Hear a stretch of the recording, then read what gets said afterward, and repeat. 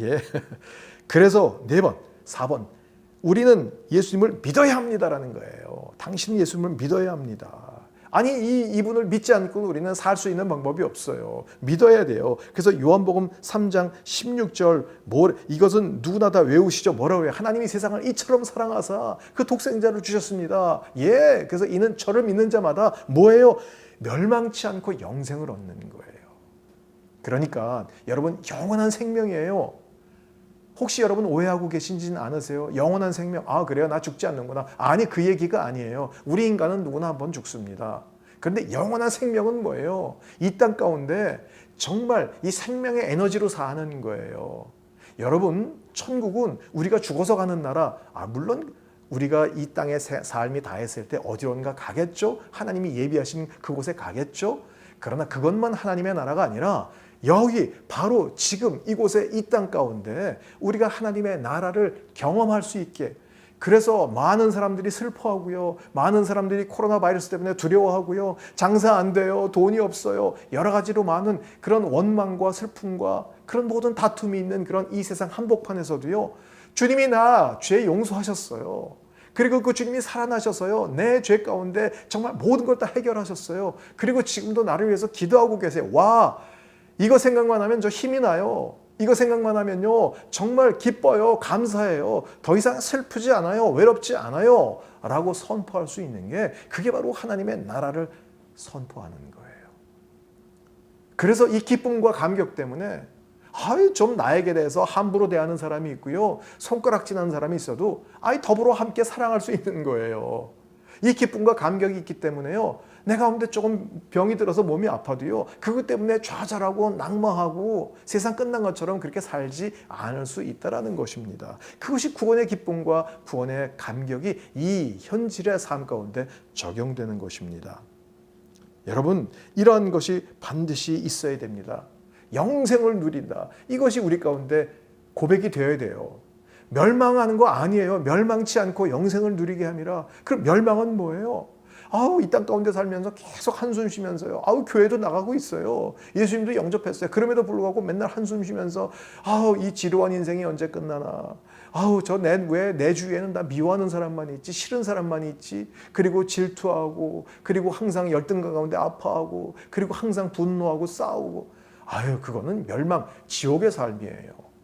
주님은 그렇게 살지 말라고 하시는 거예요. 너희들 가운데 새로운 삶이 있다라는 거예요. 생명력이 있는 삶이 있다라는 거예요. 여러분, 무엇을 선택하시겠습니까?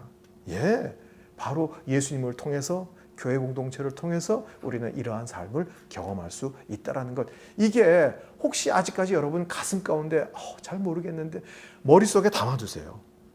그래서 이 1:1 교제를 통해서 머릿속에 잘 담아두셨다가요, 기도하세요. 주님, 이 사실과 이 놀라운 일들이 내 가슴 가운데서 고백되어질 수 있게, 그래서 그야말로 내 배에서 생수의 흘러 넘칠 수 있게 도와주십시오. 그래서 이것이 그냥 머릿속에 있는 그런 그래, 예수님 오셨지, 그리고 십자가 돌아가셨지, 부활하셨지, 승천하셨지, 하나님 우편에 계시다며, 그래 그런 그 정도가 아니라 내 가슴 가운데서 정말 고백되어지고 선포되어지고 감격이 일어나는 그러한 순간이 올 수 있도록 기도하시면 됩니다. 그래서 우선은 가장 정확한 그러한 교리, 진리를 머릿속에 담고 있는 게 중요합니다. 이 지적인 이해예요. 그 다음에 두 번째, 감정적인 체험이에요. 58페이지 한번 넘겨보세요. 자, 거기는 위에 조금만 제가 한번 읽어드릴게요. 감정이란 어떤 특정한 행위나 사건 혹은 경험에 대한 느낌이나 반응입니다. 사람에겐 감정이 있기 때문에 복음을 듣고 예수님에 대한 사실을 알고 그분을 믿게 되는 과정에는 반드시 감정이 따릅니다. 감정이 중요한 것입니다. 대충 우리는 너무 감정적으로 그러지 마, 그러면서 감정이 나쁜 것으로 간주를 하는데요, 감정은요 하나님이 저희 가운데 주신 소중한 선물입니다. 그런데 이 감정이 잘 컨트롤될 수 있어야 돼요. 감정에 이끌리면 안 됩니다. 자, 첫 번째, 신앙에는 감정적인 반응이 있을 수 있다는 것입니다. 베드로의 설교를 들은 예루살렘 사람들의 반응과 스데반의 설교를 들은 유대인들의 반응들, 반응이 있었어요. 뭐라고 그랬어요? 베드로의 설교를 들은 사람들은요, 이거 어떡하지? 그럼 우리가 어떻게 하면 되냐? 막 회개했어요. 이것도 하나의 감정적 반응이죠. 그런 반대로 스데반의 설교를 들은 사람 유대인들은 뭐라고 그랬어요? 아니 저게 뭔데 감히 우리를 지적하고 판단해? 분노했어요. 그래요. 신앙은 정반대였지만 이 두 부류에 속한 사람들에게는 공통적인 반응이 있었다. 그것이 감정적인 반응이다라는 것입니다. 감정의 그런 모든 반응은 서로 다를 수 있다라고 얘기하고 있습니다. 사도 바울은 어떠한 체험을 통해서 예수님을 알게 되었습니까? 그래서 다메섹 도상, 그러니까 우리가 흔히 얘기하죠. 그 다메섹으로 또 예수 믿는 사람들 잡아서 처형하려고 가는 도중에 극적인 체험을 한 겁니다. 어떤 분들은 그런 극적인 체험을 해요. 막 갑자기 번쩍번쩍거리고요. 막 음성이 들리기도 하고요. 그런 분도 계세요. 그런데 모든 사람들에게 천편일률적으로 이러한 체험이 있는 것은 아니다라는 것입니다. 자, 교재 보니까 바울의 이러한 체험적인 신앙과는 다르게 디모데의 신앙을 비교해 보십시오. 디모데 같은 경우는 어땠어요? 디모데는요, 그의 외할머니 로이스와 어머니 유니게 속에 있었던 신앙이 점점 내 속에도 있는 거예요. 뭐 사도 바울처럼 극적으로 막 번개 가운데 하나님을 만나고요, 뭐 불 가운데 막 체험하고 이런 건 없었지만 그 모든 모태 신앙을 통해서 천천히 하나님에 대한 신뢰와 사랑이 점점 커졌다라는 것입니다. 그러니까 점진적인 성숙이 있는 그러한 분이 있는가 하면 급진적인 변화가 있는 분이 있을 수 있습니다. 그러면 어떤 분에게 이런 것이 있냐고요? 그건 하나님만 아세요. 그래서 여러분의 모든 가지고 있는 기질이나 성품에 따라서 하나님이 가장 알맞은 방법으로 여러분을 인도하실 것입니다. 그런데 중요한 것은요, 감정에 의존하지 말라라는 그런 얘기를 하고 있어요.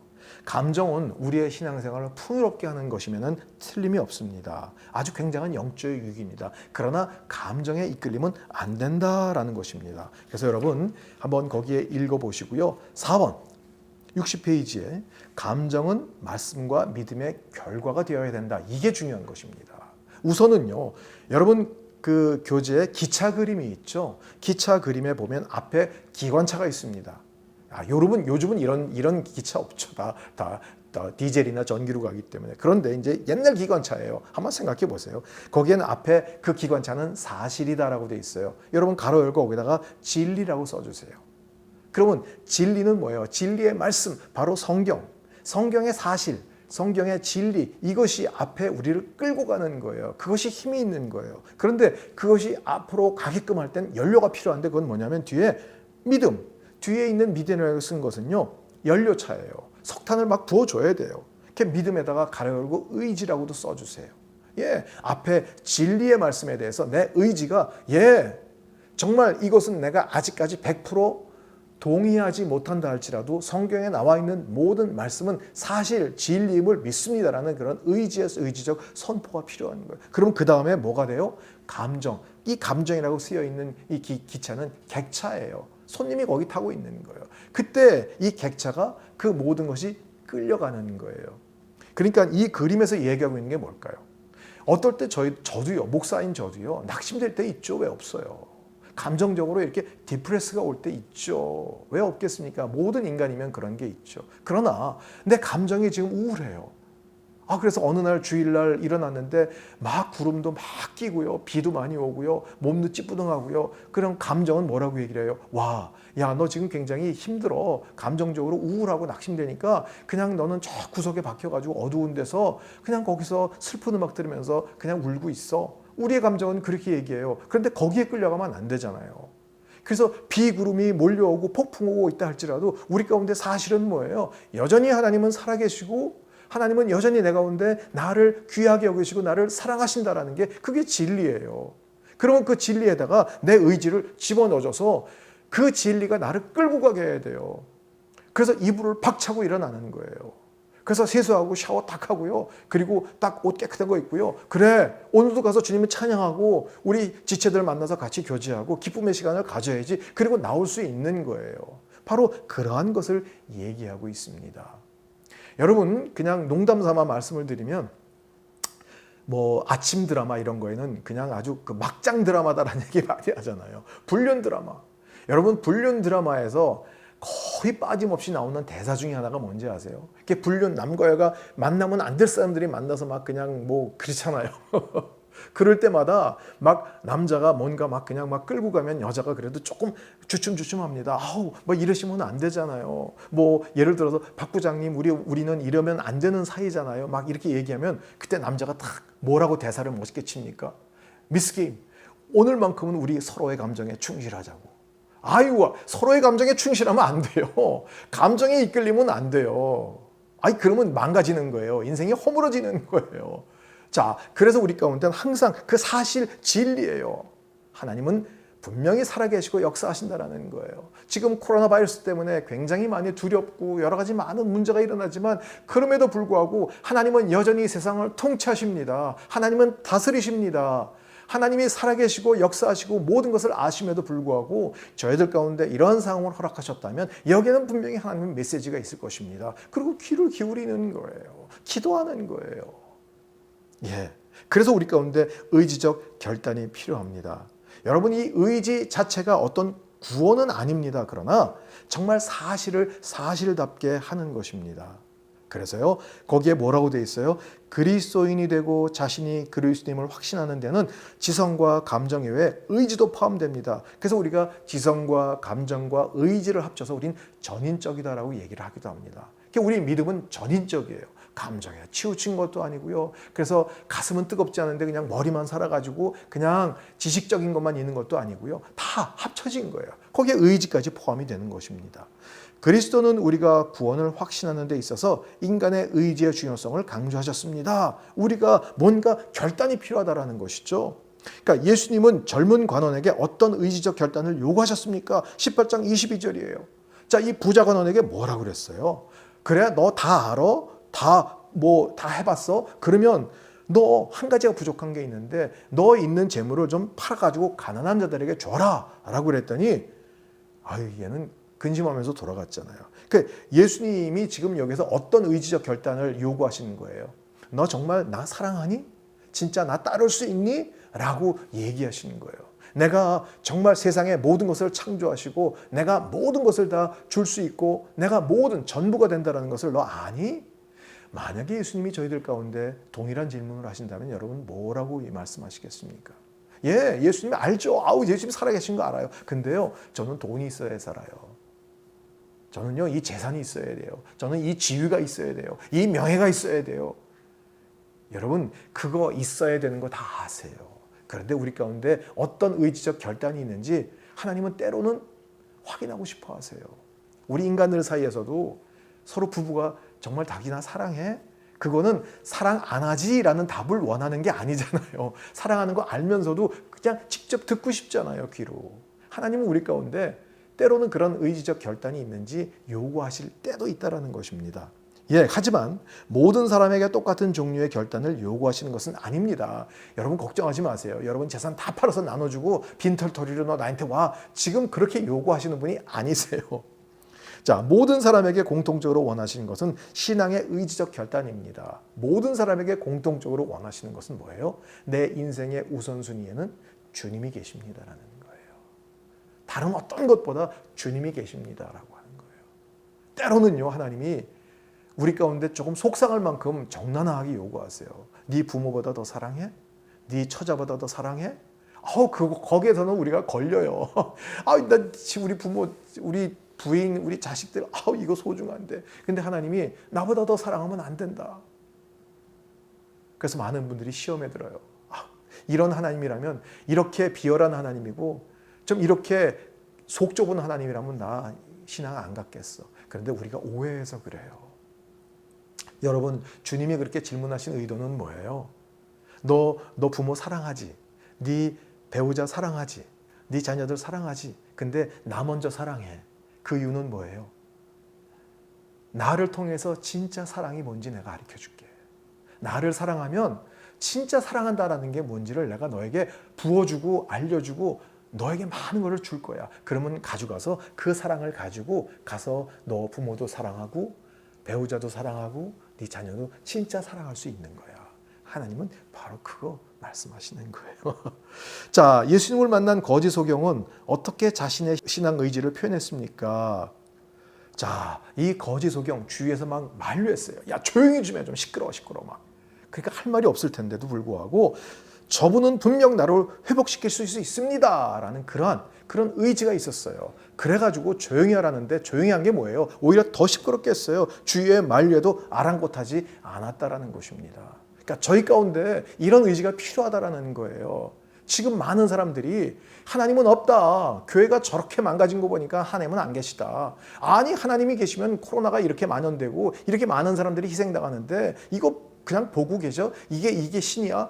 뭐 여러 가지 많이 얘기를 해도요. 우리 가운데는 의지적 결단이에요. 여기에는 분명히 하나님의 뜻이 있다. 우리가 다 이해는 못하지만 하나님이 분명히 함께 하셔서 언제가 회복시키실 날이 있다라고 우리가 선포하고 선언하는 것 굉장히 중요합니다.